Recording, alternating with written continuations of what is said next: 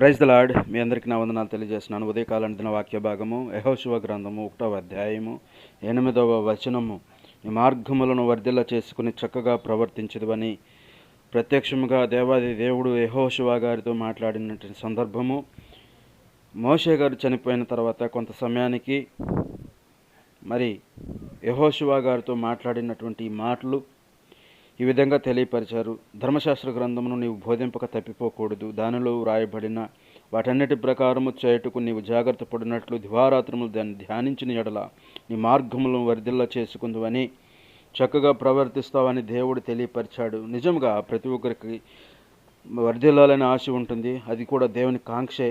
మరి ఆ విధంగా ఉండాలంటే దేవునితో సహవాసం చేయాలి, దేవుని వాక్యాన్ని ధ్యానించాలి, చదవాలి, నీతిగా జీవించాలి, ధైర్యంగా ఉండాలి, శ్రద్ధగా పనిచేయాలి, మరి దేవుని సువార్తను ప్రకటించేవారిగా ఉండాలి. దేవునికి